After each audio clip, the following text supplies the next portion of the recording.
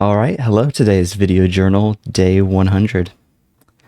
Pretty big milestone. I think that's pretty cool. Um, so today was, I can't complain too much, but I had a few rough spots in the day. My senior show, so we played this senior show at my school, and like a part of my show got cut, and it was like my favorite part.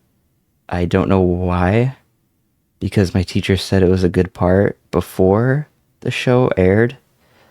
So I don't really understand what's going on there. It, honestly, like the whole project did not turn out the way I wanted it to. I think I bit off a little bit more than I could chew because my past projects were not very story driven. They had some story to them, but not a lot. They were just kind of, I was just one big goofy actor playing this small little show. It wasn't anything crazy. I actually tried to make like a story with this one, and it just did not go the way I wanted it to. And I cut out like easily half of that project was just cut. And honestly, I'm not even upset at my teacher for wanting to cut it because it just, honestly, a lot of it sucked. It just sucked. Like it wasn't good. And I I'm just I guess I'm just a little upset at that it didn't turn out the way I wanted it to, but life isn't perfect. You're gonna fail, and failing is a good thing because failure means growth. I just got to keep pushing. That's all. The thing about failure is it's like it hurts in the moment, but it's your way of building yourself up and realizing your downfalls. Because if your downfall gets shoved in your face, then you're gonna figure out what that downfall is so that you can start working on it. So, you know, I'm just gonna take the fail and I'm gonna keep going and keep pushing, and I can't let it stop me because I have triumphed over bigger failures before, and there are some times in life where no matter how hard you try, you are just going to fail. But what you do with that failure is the difference between growing from it and not growing from it. And so I'm going to do what I see as the right thing and take on that responsibility of, yes, that was a failure. That didn't turn out how I wanted it all. And I'm just going to realize, like, hey, storytelling is something I need to work on. So all it did was make me more aware of myself and aware of my downfalls.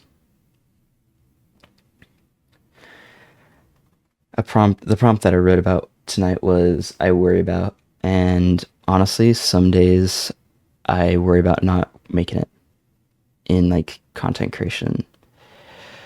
But it's not my overall feeling.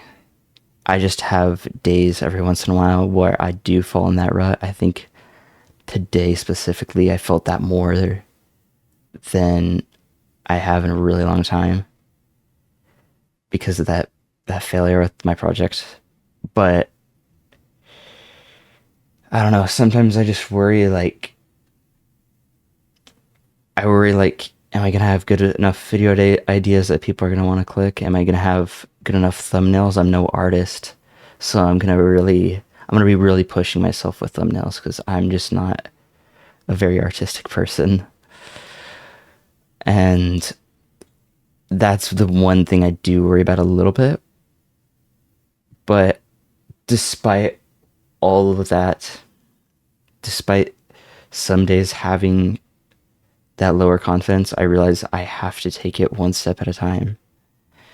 And I know that I eventually will make it with enough consistency, because the consistency is what's going to help build me my skills over time. And the consistency is what's going to help the YouTube algorithm see that I'm serious about this. And with and because of that consistency, I will make it. Despite my doubts, I need to keep reminding myself that I have been through harder stuff. I've doubted myself. I've doubted myself in harder situations, and I know I can grow here. I know I can grow. I just have to keep pushing.